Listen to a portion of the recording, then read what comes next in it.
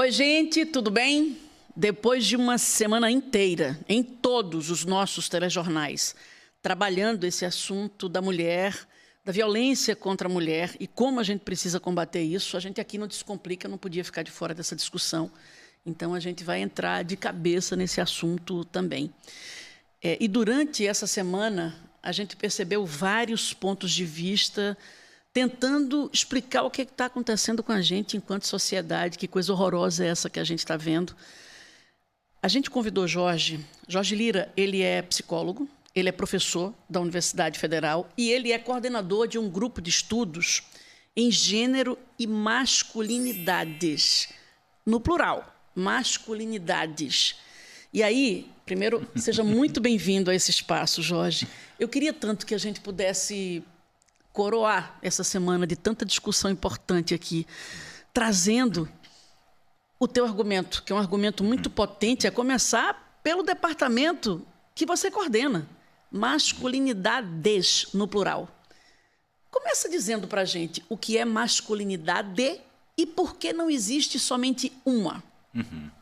Muito bom, Bianca, né? Um prazer estar aqui, a gente se reencontrar. Essa questão do plural e do singular é absolutamente fundamental. Parece que é só uma questão da língua portuguesa, mas não é. É uma questão de compreensão mesmo do fenômeno, porque a gente entende que a masculinidade ou as masculinidades não é algo natural de nós homens, não é um DNA, não é uma célula, não é a biogenética que explica. Quer dizer, tem um processo de construção social, um processo de construção histórica que vem de muitos anos, mas que a gente vem exatamente questionando isso. A gente aprendeu, né, a inclusive entrar nesse debate, como eu falei, né, a partir do que o movimento de mulheres, o movimento feminista tinha feito.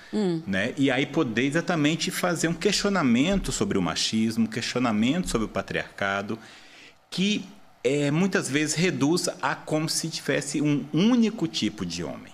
Se tivesse uma única masculinidade. Uma única masculinidade. O que é masculinidade? Masculinidade seria o quê? Olha, é o que a gente, na nossa sociedade, considera, atribui, nomeia, que seria típico do homem.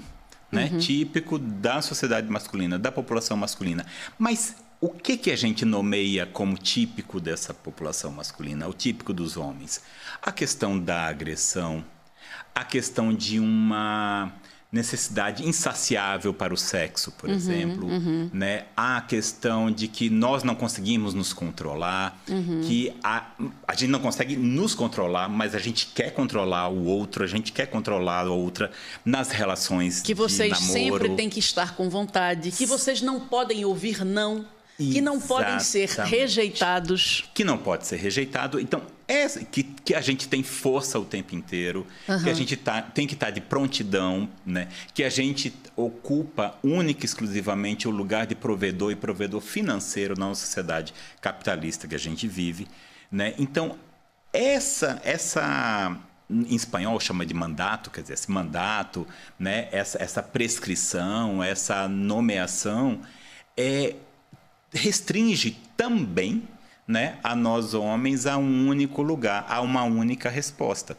E aí esse processo todo, né, que é um processo de aprendizagem, um processo pedagógico, um processo político que a gente vem desenvolvendo e passa por questões sociais, por questões psicológicas, pelas leis, pelas regras na sociedade, né, a gente foi verificando que isso trazia consequências e consequências nefastas para a vida das mulheres. Né? Essa semana toda, né? Todas as matérias, todas as reflexões, todas as discussões vêm mostrando aquela coisa assim, a que ponto chegamos? Né? A que ponto chegamos no qual, né, vocês, mulheres, as mulheres, parece que é nada, parece que é menos do que um objeto, é algo descartável, algo que pode ser destruído. Né? E a gente tem visto, né, uma destruição absurda. É terrível, né? terrível. Era isso até que eu queria entender, porque quando a gente diz masculinidades, que é o título do teu grupo de estudos, a gente está dizendo que não existe somente essa prescrição, não é uma bula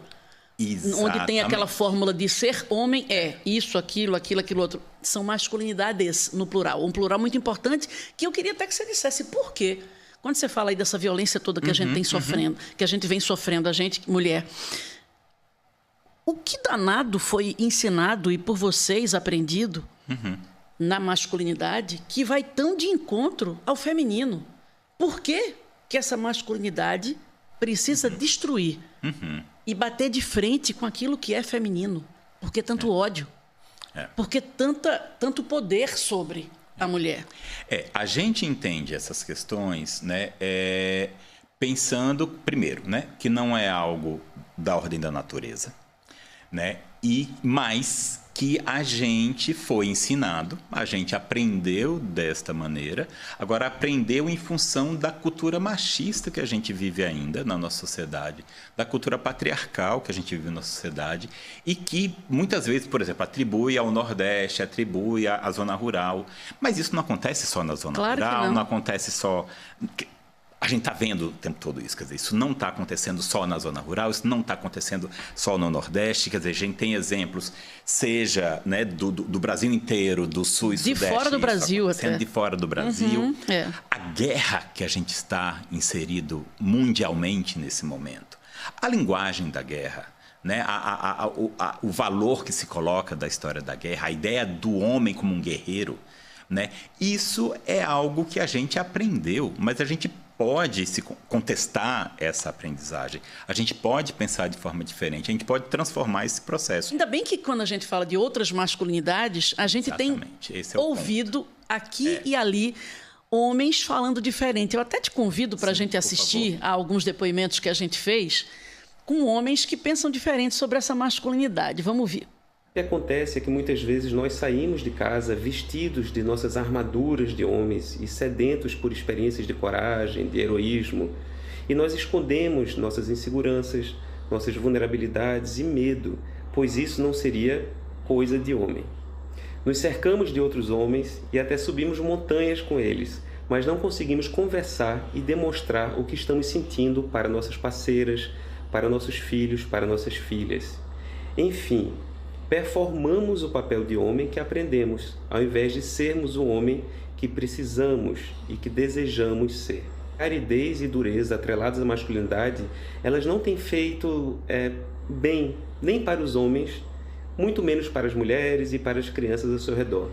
Então, sabendo disso, quem sabe nós podemos abrir caminho para masculinidades, no plural, mais saudáveis, pautadas por coisas muito importantes como carinho, afeto e cuidado. Eu acho que uma pergunta importante a se fazer é que tipo de homem a gente está aprendendo a ser, né? Eu sou um homem trans e na minha experiência eu costumo ver assim que eu me deparei com duas masculinidades, né? Aquela que eu vejo como mais saudável e tento, né, me aproximar, e a masculinidade real, né, que é a do dia a dia que você vê ali. Então, uma das primeiras vezes que eu não falei de cara que eu era trans, eu me deparei com essa masculinidade real do dia a dia. E eu escutei as coisas mais desumanizantes possíveis sobre mulheres, né? E assim, como eles ficam à vontade em falar as coisas mais absurdas quando eles acham ali que eles estão entre os pares, né? E isso revela muito de uma masculinidade construída, né, na ausência da mulher enquanto sujeito. Os homens precisam perceber que estão na armadilha, precisam se responsabilizar e precisam também sentir que existe um mundo muito melhor para além disso. Existe um mundo muito melhor além do machismo, muito mais potente, muito mais sensível, muito mais rico. Ou seja, não é um sacrifício lutar contra o machismo, pelo contrário. Para mim é o caminho mais inteligente possível e é preciso que os homens comecem a perceber isso. Ser homem em 2026 é fugir do domínio único do homem rico, branco, heterossexual como imagem de homem. Construir no mundo o homem que a gente acredita e quer ser. É tão bonito a gente escutar isso, né, Jorge? Porque aí quando diz assim, ninguém está dizendo aqui que o homem ele não pode ser, que ninguém está falando não é nem da orientação sexual, de ser heterossexual, não é nem isso, mas assim, para você ser homem, você não precisa ser bruto, sabe? Acabou, essa imagem de homem brucutu é muito feia. Então, você não precisa ser, sabe, rude, você não precisa mandar em tudo, você não precisa falar alto, não precisa ser grosso, você não precisa. Mas, Jorge, o que a gente percebe é que o time da pessoa, do homem, perde, ele desconta na mulher. O dinheiro em casa aperta, ele desconta na mulher. Ele briga fora de casa, ele briga na rua, ele desconta na mulher. Tudo é motivo para descontar essa raiva, esse negócio na mulher. É muita raiva, a gente fica sem entender por que isso, meu Deus. E outra, se tu aprendeu isso, desaprende, pelo amor de Deus. Não é? Sem dúvidas, porque, veja, o que os depoimentos trouxeram, né, a questão da armadura, a questão da guerra, a questão da violência, né, a questão do machismo, a ideia de poder pensar que existe uma única masculinidade e em contraponto a outras. Né? Então, essa ideia do plural traz exatamente essa transformação dessa masculinidade, que a gente não precisa corresponder a essa expectativa, e isso não vai nos tornar menos homem. Esse que é o ponto, né? Porque essa associação, né, da ideia do que se eu não sou homem da maneira como disseram que eu deveria ser, né, e eu me permito fazer de forma diferente, né, é como se eu estivesse deixando de ser. E esse foi o ponto principal e fundamental que levou a gente nessa discussão toda, de trabalhar na questão da paternidade e paternidade na adolescência ou na juventude, de discutir as questões das masculinidades em relação ao debate sobre violência, em relação à questão da redução de danos, por exemplo, no uso de bebida alcoólica ou de drogas, né? Mas a partir do princípio dos direitos humanos, a partir do princípio da redução de danos, na discussão sobre, né, violência, pensar, né, que a gente tem um papel, mesmo que eu não seja agressivo, que eu não seja violento, eu tenho um papel aí de me colocar em contraponto a essa história. Não na ideia de proteção das mulheres, coitadinha das mulheres que precisam da proteção dos homens. Não é essa a ideia. Né? Não é essa a ideia de que a gente se coloque para proteger as mulheres, porque assim, nesse sentido, né, as mulheres é que mostraram para a gente que sim, elas têm força, sim, elas conseguem sexo, né, forte, se virar. não sexo frágil. Exatamente. E no campo do trabalho também, estamos vendo isso no campo da política. Tantas mulheres né? provedoras, inclusive. Muito mais mulheres provedoras, chefes de família, do que os caras, né? Com formação ou não, né? Com experiência ou não. No campo da política também há exemplos, a gente passou pela pandemia, né, da Covid e teve, né, presidentas na Austrália, por exemplo, né, a primeira-ministra era uma mulher e teve todo um cuidado sanitário, um cuidado em saúde que foi completamente diferente do Brasil.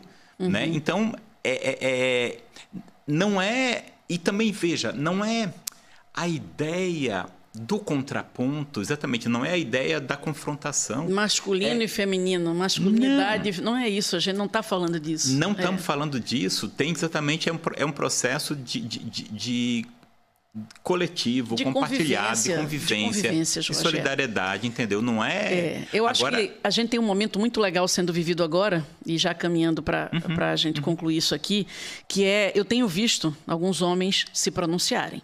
Porque a luta foi a gente que iniciou, naturalmente. A gente estava sofrendo, nós estamos sofrendo. Nenhuma de nós sai à rua achando que está segura, a gente não está. E a gente está com medo. Então, a gente iniciou essa luta. Mas eu tenho visto alguns homens entrarem nessa luta. E o que machuca muito, a gente viu o entrevistado dizer isso aí, acho que foi o Gabriel, ele disse assim, que quando ele chegava e ele percebe como o homem, num grupo só de homens, o homem se sente à vontade para falar da mulher da pior maneira, desmerecendo a mulher, falando mal. Então, cara, se você é homem, sabe, não fica endossando esse comportamento. É isso que eu acho que eu queria ver mais homens... Mas vocês dizendo isso, eu não compartilho conversa que desmerece a mulher. Eu não acho graça em piada misógina que é contra a mulher. Eu não acho bonito um cara brigando. Bom, eu não brigo com a minha mulher, mas eu deixo ele, eu não faço nada se ele briga com a mulher desse jeito na minha frente. Eu fico, não fique calado. É isso que eu estou querendo ver, é isso que a gente, mulher, precisa de vocês, homens. A gente precisa ver que os homens também não só não fazem, mas também não apoiam. Nem com silêncio, nem com a risada, nem com nada. É isso, precisa e é absolutamente urgente, é para ontem esse levante que você chamou a atenção. Esse levante também da parte da gente, para não ser conivente com esse processo. A gente já fez ações com as torcidas do Sport, do Santa Cruz, do Náutico aqui em Pernambuco. Ação no estádio, faixa dos homens pelo fim da violência contra as mulheres no estádio de futebol. Isso é muito importante. Nós precisamos fazer algo de forma diferente, se contrapor e estabelecer um limite a essa situação, a essa sociedade violenta, a essas situações trágicas que têm acontecido, né? Então, colega, amigo, se posicione publicamente, né, contra essa violência. E outra, se você não fala que você aprendeu assim, que teu pai era assim, que teu avô era assim. Ok, eles eram, você não precisa ser também. Desaprende e aprende de novo de outro jeito. E você, que é mulher, você não está sozinha. Tem uma rede grande que está aqui, do teu lado, a teu favor, entendendo que tudo isso que está acontecendo é um absurdo, está errado e precisa mudar, querido. Obrigada, foi um prazer te receber, Bianca, e conversar contigo sobre isso. Pensem sobre isso, meus amigos, minhas amigas, por favor. Um cheiro. Até sábado.